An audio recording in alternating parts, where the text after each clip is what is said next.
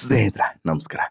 Big boss ಮನೆಗೆ ಬಂದು ಗಲಾಟೆ ಹೊಡೆದಾಟದ ವಿಚಾರಕ್ಕೆ ಬಿಗ್ ಬಾಸ್ ಮನೆಯಿಂದ ಹೊರಗಡೆ ತಳ್ಳಲ್ಪಟ್ಟಿದ್ದಂಥ ರಂಜಿತ್ ಕುಟುಂಬದಲ್ಲೂ ಕೂಡ ಇದೇ ರೀತಿಯಾದಂತಹ ವಿವಾದ ಈಗ ಬೀದಿಗೆ ಬಂದಿದೆ. ಹೆಂಡತಿ ಮತ್ತು ಅಕ್ಕನ ನಡುವಿನ ಕಿತ್ತಾಟ ಈಗ ಬೀದಿ ರಂಪಾಟವಾಗಿದೆ. ಈಗಾಗಲೇ ಇಬ್ಬರೂ ಕೂಡ ಅವರ ಮೇಲೆ ಇವರ ಮೇಲೆ ಅವರು ಒಂದಷ್ಟು ದೂರುಗಳನ್ನು, ಆರೋಪಗಳ ಸುರಿಮಳೆಯನ್ನೇ ಮಾಡ್ತಿದ್ದಾರೆ. ಅಸಲಿಗೆ ಬಿಗ್ ಬಾಸ್ ಮನೆಯಿಂದ ಹೊರಗಡೆ ಬಂದಂತಹ ರಂಜಿತ್ತು ನಂತರ ವೈಯಕ್ತಿಕ ಬದುಕಿನಲ್ಲಿ ಖುಷಿಯಾಗಿದ್ದಾರೆ ಅಂತೇಳಿ ಎಲ್ಲರೂ ಕೂಡ ಅನ್ಕೊಂಡಿದ್ರು. ಆದರೆ ಇಲ್ಲ, ಇತ್ತೀಚೆಗೆ ಮದುವೆ ಆದಂತಹ ರಂಜಿತ್ ಬಾಳಲ್ಲಿ ಭಾರಿ ಬಿರುಗಾಳಿಗೆ ಎದ್ದಿದೆ ಅನ್ನೋದು ಗೊತ್ತಾಗಿದೆ. ಕುಟುಂಬದ ನಡುವೆ ಅಂದರೆ ಒಂದು ಕಡೆ ರಂಜಿತ್ ವೈಫ್, ಮತ್ತೊಂದು ಕಡೆ ರಂಜಿತ್ ಅವರ ಅಕ್ಕ ಮತ್ತು ಅವರ ಫ್ಯಾಮಿಲಿ ಅಂದರೆ ತಂದೆ ಮತ್ತು ಆ ಅಕ್ಕನ ಗಂಡ ಭಾವ ಎಲ್ಲರೂ ಕೂಡ ಒಂದು ಟೀಮ್ ಆಗಿದ್ದಾರೆ. ಪರಸ್ಪರ ಇದೊಂದು ಸಿವಿಲ್ ಮ್ಯಾಟರ್ ಆಗಿದ್ರೂ ಕೂಡ ಕಿತ್ತಾಡ್ಕೊಂಡು ರಂಪಾಟವನ್ನು ಮಾಡಿಕೊಂಡು ಪೊಲೀಸ್ ಠಾಣೆಯ ಮೆಟ್ಟಿಲನ್ನು ಕೂಡ ಹತ್ತಿದ್ದಾರೆ. ಹಾಗಾದರೆ ಇವರ ಫ್ಯಾಮಿಲಿಯಲ್ಲಿ ಆಗಿದೇನು? ನೀವು ನಿನ್ನೆ ನೋಡಿದಂತಹ ವಿಡಿಯೋಸ್ಗಳ ಹಿಂದಿನ ಅಸಲಿಯತ್ತೇನು? ಇದು ಯಾರು ಮಾಡಿರುವಂಥ ವಿಡಿಯೋ, ಯಾಕಾಗಿ ಶುರುವಾದಂತಹ ಕಿತ್ತಾಟ ಎಲ್ಲವನ್ನು ಕೂಡ ಹೇಳ್ತಾ ಹೋಗ್ತೀನಿ. ಅದಕ್ಕಿಂತ ಮುಂಚೆ ನೀವಿನ್ನೂ ಕೂಡ ನಮ್ಮ ಚಾನಲನ್ನು ಸಬ್ಸ್ಕ್ರೈಬ್ ಮಾಡಿಲ್ಲ ಅಂದರೆ ದಯವಿಟ್ಟು ಕೂಡಲೇ ಸಬ್ಸ್ಕ್ರೈಬ್ ಮಾಡಿ ಸ್ನೇಹಿತರೆ. ಬಿಗ್ ಬಾಸ್ ರಂಜಿತ್ತು ಯಾರಿಗೆ ತಾನೇ ಗೊತ್ತಿಲ್ಲ ಹೇಳಿ. ಶನಿ ಧಾರಾವಾಹಿಯ ಮೂಲಕ ಪರಿಚಿತವಾದಂತಹ ನಟ. ಬಿಗ್ ಬಾಸ್ ಸೀಸನ್ 11ರಲ್ಲಿ ಸ್ಪರ್ಧೆಯಾಗಿದ್ದಂಥ ರಂಜಿತ್ತು ವಕೀಲ ಜಗದೀಶ್ ಜೊತೆಗಿನ ಜಗಳದ ಬಳಿಕ ಮನೆಯಿಂದ ಹೊರಗೆ ಹೋಗುವಂಥ ಪರಿಸ್ಥಿತಿ ನಿರ್ಮಾಣ ಆಗಿತ್ತು. ಆತನನ್ನು ಬಿಗ್ ಬಾಸ್ ಮನೆಯಿಂದ ಹೊರಗಡೆ ತಳ್ಳಲಾಗಿತ್ತು. ಅದಾದ ಮೇಲೆ ಮೇ ತಿಂಗಳಿನಲ್ಲಿ ತಮ್ಮ ಪ್ರೇಯಸಿ ಮಾನಸ ಜೊತೆಗೆ ಮದುವೆಯನ್ನು ಆಗುವಂತಹ ರಂಜಿತ್ತು ಮದುವೆ ಆದಂತಹ ಕೆಲವೇ ತಿಂಗಳುಗಳಲ್ಲಿ ಇದೀಗ ಒಂದು ರೀತಿಯಲ್ಲಿ ಬೀದಿಗೆ ಬರುವಂಥ ಪರಿಸ್ಥಿತಿ ನಿರ್ಮಾಣ ಆಗಿದೆ. ಪೊಲೀಸ್ ಠಾಣೆ ಮೆಟ್ಟಿಲನ್ನು ಹತ್ತುವಂಥ ಸ್ಥಿತಿ ನಿರ್ಮಾಣ ಆಗಿದೆ. ಮದುವೆಯಾದಂಥ ಕೆಲವೇ ತಿಂಗಳುಗಳಲ್ಲಿ ರಂಜಿತ್ ಮನೆಯಲ್ಲಿ ದೊಡ್ಡ ಗಲಾಟೆಯೇ ನಡೆದಿದೆ. ಚಿಕ್ಕ ವಿಚಾರ ಬೀದಿ ರಂಪಾಟ ಆಗಿದೆ. ಅದೆಷ್ಟೋ ದಿನಗಳಿಂದ ಇವರ ಮನೆಯಲ್ಲಿ ಜಗಳ ಇತ್ತು ಗೊತ್ತಿಲ್ಲ. ಈಗಂತೂ ಇದು ಬೀದಿಗೆ ಬಂದಿರೋದು ಮಾತ್ರ ವಾಸ್ತವ. ರಂಜಿತ್ ಮತ್ತು ಅವನ ಅಕ್ಕನ ನಡುವೆ ಈ ಜಗಳ ಶುರುವಾಗಿದ್ದು, ನಂತರ ಈ ಜಗಳಕ್ಕೆ ಎಂಟ್ರಿ ಕೊಟ್ಟಿದ್ದೇ ಪ್ರೀತಿಸಿ ಮದುವೆ ಆದಂತಹ ಮಾನಸ. ಹೌದು, ಮಾನಸ ಈ ಮನೆಗೆ ಬಂದ ಬಳಿಕ ಎಲ್ಲವೂ ಕೂಡ ಬದಲಾಗಿ ಹೋಗಿದೆ. ಯಾವಾಗ ಮಾನಸ ಈ ಮನೆಗೆ ಎಂಟ್ರಿಯನ್ನು ಕೊಟ್ಟರೋ ರಂಜಿತ್ ಅಕ್ಕಗೆ ಒಂದು ರೀತಿಯಾದಂತಹ ಬೇರೆಯದೇ ರೀತಿಯಾದಂಥ ಭಾವನೆ, ಎಲ್ಲೋ ಒಂದು ಕಡೆ ನಮ್ಮ ಪ್ರಾಪರ್ಟಿ ನಮ್ಮ ಕೈ ತಪ್ಪು ಹೋಗುತ್ತೆ ಅನ್ನುವಂತಹ ಆತಂಕ ಆಕೆಗೆ ಶುರು ಆಗುತ್ತೆ. ರಂಜಿತ್ ಅಕ್ಕ ಮತ್ತು ಪತ್ನಿ ಇಬ್ಬರೂ ಕೂಡ ಕೆಟ್ಟ ಪದಗಳಿಂದ ಬೈದಾಡ್ಕೊಂಡಿದ್ದಾರೆ, ಕೆಟ್ಟ ಕೊಳಕು ಪದಗಳಿಂದ ಬೈದಾಡ್ಕೊಂಡಿದ್ದಾರೆ. ಇದನ್ನು ಪರಸ್ಪರ ಇಬ್ಬರೂ ಕೂಡ ವಿಡಿಯೋನು ಕೂಡ ಮಾಡ್ಕೊಂಡಿದ್ದಾರೆ. ಚಿಕ್ಕ ಚಿಕ್ಕ ವಿಚಾರಕ್ಕೆ ಕಿತ್ತಾಟ. ಪಾತ್ರೆ ಮುಟ್ಟಬೇಡ, ಅತ್ತಿಂತೀಯ ಇತ್ತಿಂತೀಯ, ನನ್ನ ಗಂಡ ತಂದು ಹಾಕಿರೋದು, ಇದು ನನ್ನ ಮನೆ, ಈ ರೀತಿಯಾದಂತಹ ಕಿತ್ತಾಟದ ಮಾತುಗಳು ಸಿಕ್ಕಾಬಟ್ಟೆ ವೈರಲ್ ಆಗಿದ್ದಾವೆ. ಅದರಲ್ಲೂ ಕೂಡ ರಂಜಿತ್ ಮತ್ತು ಅವರ ಅಕ್ಕನ ಮಧ್ಯೆ ಈ ಜಗಳ ಪೊಲೀಸ್ ಠಾಣೆಯ ಮೆಟ್ಟಿಲನ್ನು ಕೂಡ ಈ ಹಿಂದೆ ಹೋಗಿತ್ತು ಅನ್ನೋದನ್ನು ಬಹುಶಃ ನೀವು ಗಮನಿಸಿರಬೇಕು. ಅದಾದ ಬಳಿಕ ಪೊಲೀಸರು ಕೂಡ ಬುದ್ಧಿಮಾತನ್ನು ಹೇಳಿ ಕಳಿಸಿದ್ರು. ಇನ್ಫ್ಯಾಕ್ಟು ರಂಜಿತ್ ಅವರು ಹೇಳೋ ಪ್ರಕಾರ ರಂಜಿತ್ ಅಪ್ಪನೂ ಕೂಡ ಮಗಳಿಗೆ ಸಪೋರ್ಟು, ಮಗನಿಗಿಂತ ಮಗಳಿಗೆ ಸಪೋರ್ಟು. ಅಷ್ಟಕ್ಕೂ ಇದು ಈಗ ಬೀದಿ ರಂಪ ಆಗ್ತಿರೋದು ಯಾಕೆ? ಈ ಹಿಂದೆ ಕೊಟ್ಟಂತಹ ದೂರಿನಲ್ಲಿ ಏನಿದೆ, ಈಗ ಕೊಟ್ಟಿರುವಂಥ ದೂರಿನಲ್ಲಿ ಏನಿದೆ?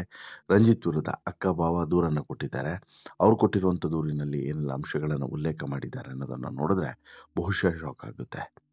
ರಂಜಿತ್ ಅಕ್ಕನ ಮನೆಯಲ್ಲಿ ವಾಸವಾಗಿದ್ದರಂತೆ.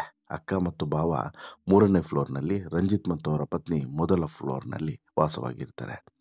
ಆದರೆ ಅಕ್ಕ ಮತ್ತು ಭಾವ ಇದೀಗ ಮನೆ ಬಿಟ್ಟು ಹೋಗಿ ನಮಗೆ ಮನೆ ಬೇಕು ಅಂತೇಳಿ ಹೇಳ್ತಿದ್ದಾರೆ ಅಂತೇಳ್ಬಿಟ್ಟು ರಂಜಿತ್ ಆರೋಪವನ್ನು ಮಾಡ್ತಿದ್ದಾರೆ. ಇನ್ಫ್ಯಾಕ್ಟ್ ರಂಜಿತ್ ಹೇಳೋ ಪ್ರಕಾರ ಈ ಮನೆಯನ್ನು ಖರೀದಿಸಿದ ರಂಜಿತ್ ಈ ಹಿಂದೆ ಧಾರಾವಾಹಿಯನ್ನು ಮಾಡ್ತಿದ್ದಂಥ ಸಂದರ್ಭದಲ್ಲಿ ಖರೀದಿಸಿದಂಥ ಮನೆಯಂತೆ. ಮೊದಲಿಗೆಲ್ಲರೂ ಕೂಡ ಜೊತೆಗೆ ಇದ್ದರು. ನಂತರ ಮೇಲ್ಗಡೆ ಇನ್ನೊಂದು ಫ್ಲೋರನ್ನು ಕಟ್ಬಿಟ್ಟು ಅಕ್ಕ ಮತ್ತು ಭಾವನನ್ನು ಮೇಲ್ಗಡೆ ಫ್ಲೋರ್ನಲ್ಲಿ ಇರಿಸಿದ್ರು. ಯಾವಾಗ ರಂಜಿತ್ಗೆ ಮದುವೆ ಆಯಿತೋ ಅವರು ಫಸ್ಟ್ ಫ್ಲೋರ್ನಲ್ಲಿ ವಾಸ ಮಾಡೋದಕ್ಕೆ ಶುರು ಮಾಡಿದ್ರು. ಇದಾದ ಬಳಿಕ ಎಲ್ಲವೂ ಕೂಡ ಆರಂಭದಲ್ಲಿ ಚೆನ್ನಾಗೇ ಇತ್ತು.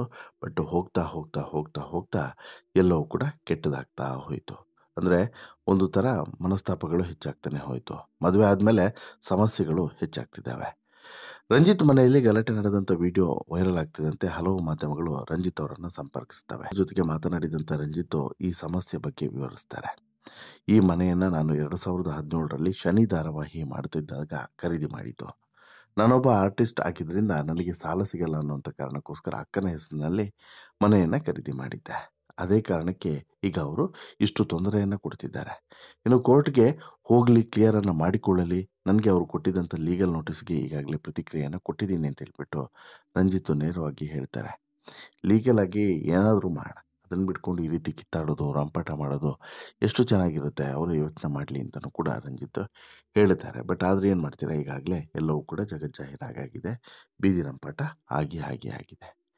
ಇದೇ ಮನೆ ವಿಚಾರಕ್ಕೆ ಸಂಬಂಧಪಟ್ಟಂತೆ ಈ ಹಿಂದೆ ನನ್ನ ಅಪ್ಪ ಮತ್ತು ಅಕ್ಕ ಇಬ್ಬರು ಕೂಡ ಬಂದು ನನಗೆ ಮತ್ತು ನನ್ನ ಹೆಂಡತಿಗೆ ಹೊಡೆದಿದ್ರು. ಸ್ಟೇಷನ್ಗೆ ಹೋದಾಗ ಇದು ಸಿವಿಲ್ ಮ್ಯಾಟರ್, ಹಾಗಾಗಿ ಕೋರ್ಟ್ನಲ್ಲಿ ಬಗೆಹರಿಸಿಕೊಳ್ಳಿ ಅಂತ ಹೇಳ್ಬಿಟ್ಟು ಹೇಳಿ ಕಳಿಸಿದ್ರು. ನಮ್ಮ ಮನೆ ಒಳಗೆ ಅವ್ರು ಬರಬಾರ್ದು ಅಂತ ಹೇಳ್ಬಿಟ್ಟು ಅವ್ರಿಗೆ ಹೇಳಿದರು. ನಮಗೂ ಕೂಡ ಅವ್ರ ಮನೆಗೆ ಹೋಗಬೇಡಿ ಅಂತಲೂ ಕೂಡ ಹೇಳಿದರು. ಆದರೆ ಈಗ ಮತ್ತೆ ನಮ್ಮ ಮನೆ ಒಳಗಡೆ ಅಕ್ಕನೇ ಬಂದು ಗಲಾಟೆಯನ್ನು ಮಾಡಿದ್ದು, ನನ್ನ ಹೆಂಡತಿ ಅಡ್ಡ ಬಂದಾಗ ಮಾತಿಗೆ ಮಾತು ಬೆಳೀತು ಅಂತಲೂ ಕೂಡ ಮಾಹಿತಿಯನ್ನು ಕೊಡ್ತಾರೆ. ಅಂದರೆ ಇನ್ಫ್ಯಾಕ್ಟ್ ಇಲ್ಲಿ ಈ ಕಿತ್ತಾಟ ಇದೆಯಲ್ಲ ಇವತ್ತು ನಿನ್ನೆದಲ್ಲ ಅನ್ನೋದು ಮಾತ್ರ ಸತ್ಯ. ರಂಜಿತ್ ಅವರ ಅಕ್ಕ ಮತ್ತು ಭಾವ ತುಂಬ ತೀಕ್ಷ್ಣವಾಗಿಯೇ ಮಾತನಾಡಿದ್ದಾರೆ. ಹೀಗೆ ಗಲಾಟೆ ಮಾಡಿ ವಿಡಿಯೋ ಮಾಡಿಕೊಂಡು ಹರಿಬಿಟ್ರೆ ಯಾವ ಅವಮಾನಕ್ಕಾದರೂ ನಾನು ಮನೆ ಬಿಟ್ಟು ಹೋಗ್ತೀನಿ ಅನ್ನೋದ ಕಾರಣಕ್ಕೋಸ್ಕರ ಹೀಗೆ ಮಾಡಿದ್ದಾರೆ. ನಿಮಗೆ ಒಂದು ಸೈಡ್ ವಿಡಿಯೋ ಮಾತ್ರ ತೋರಿಸಿದ್ದಾರೆ. ನನ್ನ ಹತ್ರನೂ ಕೂಡ ಬೇರೆ ಬೇರೆ ವಿಡಿಯೋಗಳು ಇದೆ. ನನ್ನ ಅಕ್ಕನ ಗಂಡ ಮಾಜಿ ಸೇನಾ ಸಿಬ್ಬಂದಿ, ನನ್ನ ವೈಫ್ ವಿಡಿಯೋನು ಗಲೀಜಾಗಿ ಮಾಡ್ತಾರೆ. ಅವಳು ಓಡಾಡ್ಕೊಂಡಿರುವಾಗ ಹಿಂದೆ ಬಂದು ವಿಡಿಯೋನ ಮಾಡ್ತಾರೆ. ನನ್ನ ಪ್ರವೋಕ್ ಮಾಡೋಕ್ಕೆ ಹೀಗೆಲ್ಲ ಮಾಡ್ತಾರೆ.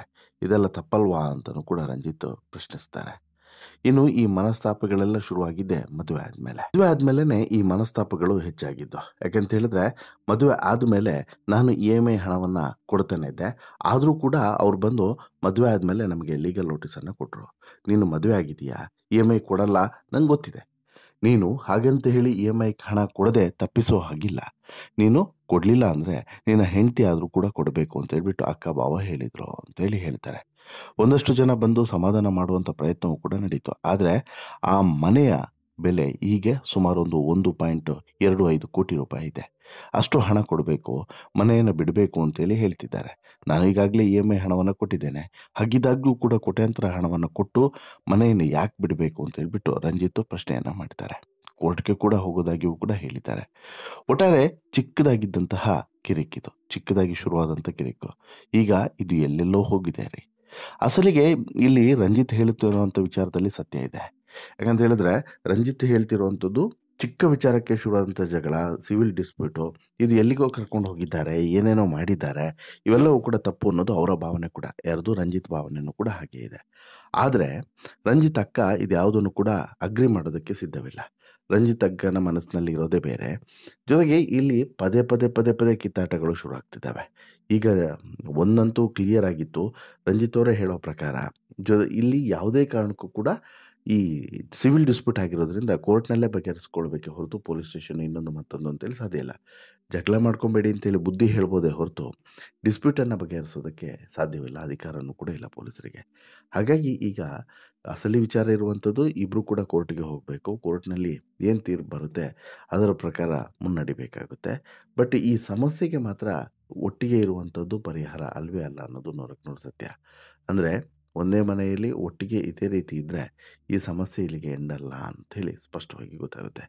ಆದರೆ ರಂಜಿತ್ ಕಷ್ಟಗಳನ್ನು ನೋಡಿ, ಆಲ್ರೆಡಿ ಇನ್ನೇನೋ ರಂಜಿತ್ ಸ್ಟ್ಯಾಂಡ್ ಆಗಬಹುದು ಈ ಸೀರಿಯಲ್ ಇಂಡಸ್ಟ್ರಿ, ಸಿನಿಮಾ ಇಂಡಸ್ಟ್ರಿಯಲ್ಲಿ ಅಂತ ಹೇಳ್ಬಿಟ್ಟು ಪ್ರಯತ್ನವನ್ನು ಪಡುವಂಥ ಸಂದರ್ಭದಲ್ಲೇ ಇಂಥದ್ದೊಂದು ಶಾಕ್ ಎದುರಾಗಿರುವಂಥದ್ದು ಸಹಜವಾಗಿ ರಂಜಿತ್ಗೂ ಕೂಡ ಭಾರಿ ಟೆನ್ಷನನ್ನು ಹೆಚ್ಚಿಸಿದೆ ಅಂತಲೇ ಹೇಳ್ಬೋದು.